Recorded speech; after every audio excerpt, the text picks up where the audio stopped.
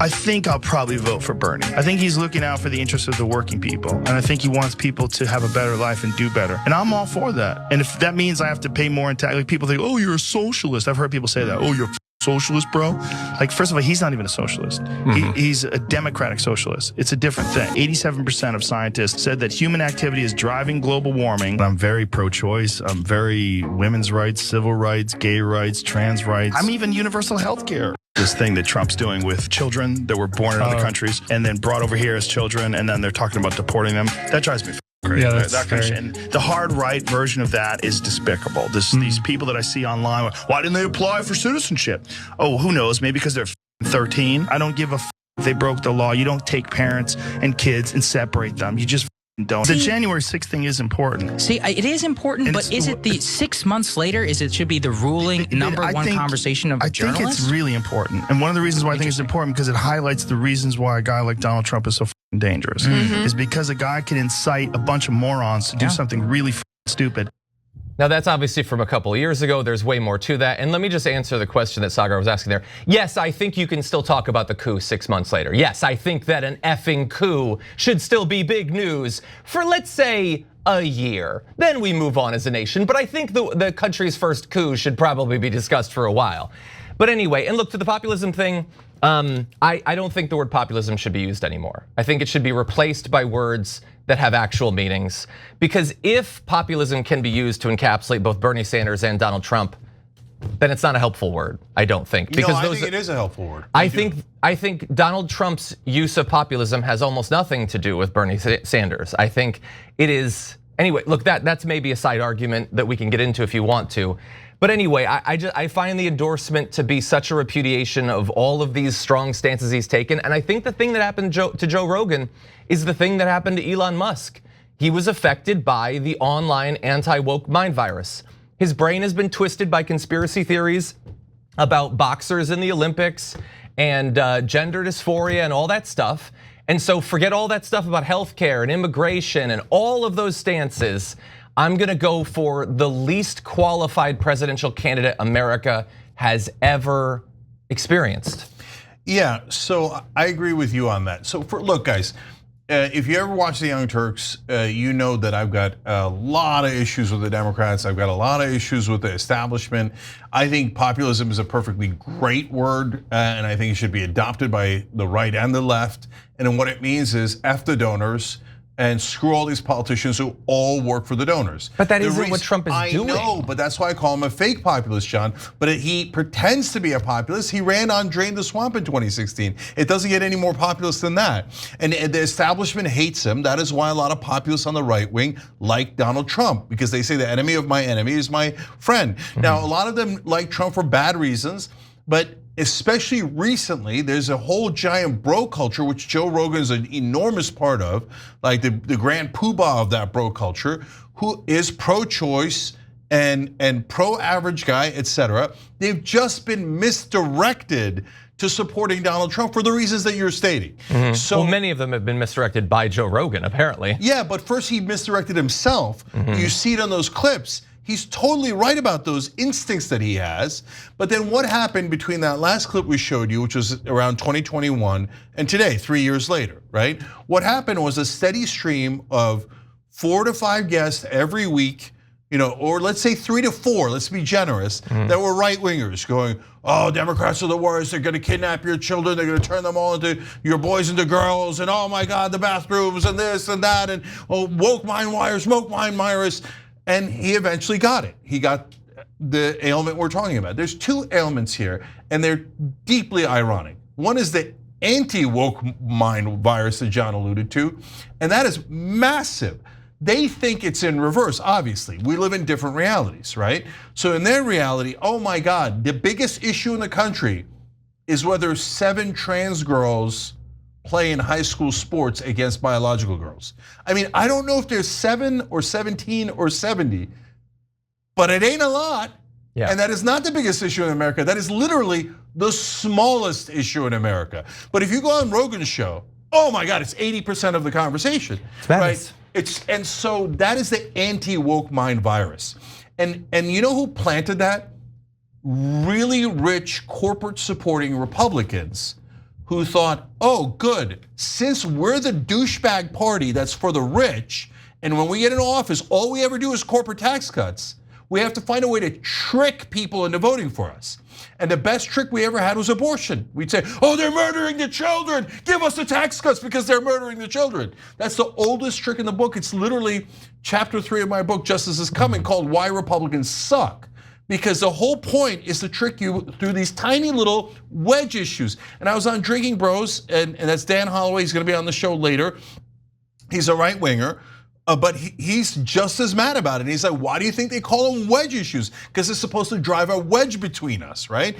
And it worked brilliantly on Rogan's show. Wedge, wedge, wedge, the tiniest little issues. Meanwhile, they're robbing you blind, and you got no health care, and you've got lower wages, and you've got out of control inflation, etc. And you're worried about these tiny little issues as if they matter. The second thing they have, John, is Trump derangement syndrome. They think we have it. I think they have it in spades. I agree. So we say, hey, wait a minute. Kamala Harris has all these different problems. I don't think the Democrats are going to deliver. I don't think the Democrats mean well when they take donor money and serve the donors, etc. What part of that is Trump derangement syndrome? I'm being as realistic, practical, and critical of the Democrats as I could possibly be, right? And I'm deeply frustrated by the Democrats. And with Trump, I give him credit where he deserves it. I thought the McDonald's thing was a good photo op. I thought the garbage truck thing was a good photo op, even though he looked like an Oompa Loompa, and that part is true. But you know, he did criminal justice reform. I can't be any more fair to the guy. But how do you not see a coup? That's Trump derangement syndrome. When you go, oh, he had a fake elector plot to overturn an election he didn't win. He lost all 61 court cases, never had any evidence. Everyone who pretended that the election was stolen got sued nearly out of existence because they were so wrong and they had no evidence. And plus, he said afterwards to terminate the Constitution. But since I have Trump derangement syndrome, I'm gonna sane wash, and I'm gonna pretend it's even, and I'm gonna support Trump. And that's what Rogan's doing. I think that is a great example of how Trump derangement syndrome actually works. But I think you have recently talked about one that might even be more applicable to them. That you can be a deranged conspiracist right winger who for years and years is just posting QAnon memes and talking about Epstein, Epstein, Epstein, Epstein. And then it turns out Epstein and Trump were the biggest bros ever. I don't see anything. That's perfectly 100%. Fine.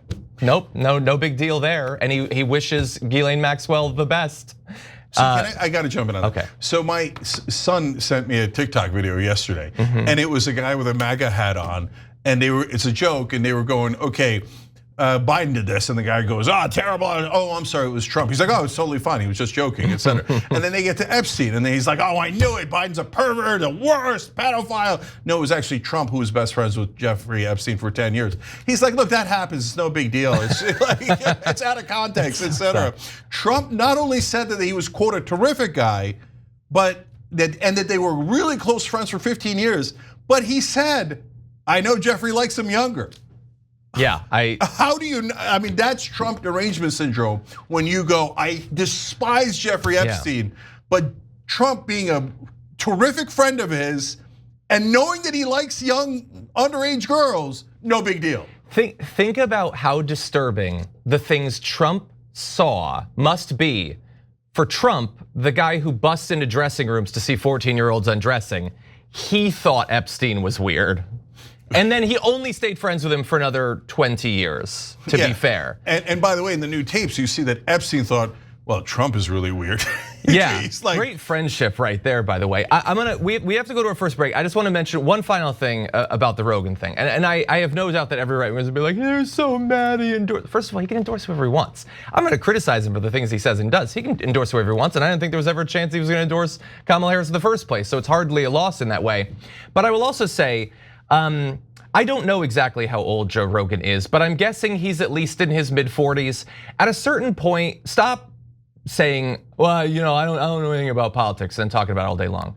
That's self-infantilizing. And I think that a grown man shouldn't do that. Also, everybody else, and I understand why we might do this. People talk about Joe Rogan the way libs talked about Melania up until a few years ago. As if he's this pure angelic creature just floating through the world who we can't have standards for. Like, he's a full-grown adult man. he's responsible for the decisions he makes. He's responsible for the people he brings onto his show. He's responsible for the research he does or doesn't do before speaking to them. He's responsible for wherever he ends up ideologically. He is not just a passive participant floating through the universe that things bump into. Like, I hold you responsible for what you say and do. I hope that you do the same for me. He's a full-grown, incredibly wealthy person with more access to politicians than literally both you and I ever will be in our life. And so I think that at a certain point, we can hold him responsible for wherever he ends up politically. And I'll say one last quick thing. The idea that Kamala Harris and the Democrats are going to cancel elections and just run a dictatorship is cuckoo for Cocoa Puffs. It's classic Trump derangement syndrome. Yes. Like, are you insane? You'd have, and Rogan's like, oh yeah, that's such a good point. No, it's not. Show me, like, what evidence do you have that Democrats would cancel elections? We have overwhelming evidence for Trump encouraging a riot. They said, hang Mike Pence, his chief of staff tells him, and he says he deserves it. He thought his vice president deserved to be murdered. And you guys think that that's normal? You think that's normal? That's insane. Yeah. And by the way, everybody pretending that Elon Musk does not have a vested interest in who wins is also insane. Yes. He's not your savior. He's the richest billionaire in the world who is looking to rob you blind if Trump wins. He's gonna deregulate who? All of his companies. He's gonna cut taxes for who? All of his companies. So he's like, oh, yummy for my tummy. And what's he gonna do with crypto? God help us. Yeah, and more government contracts for all of these things. No, Musk derangement syndrome is also a big thing. And I'll close with this comment because you talked about the violence and the election denial. Trump this morning was asked, will you tell your supporters there should be no violence? And he said, I don't have to tell them that. Yeah, but you kind of do. You kind of do. I mean, who are the ones punching election workers in the face around the country? It's not a lot of libs that are doing that. Who's the one that stormed the Capitol? I don't think it was commies.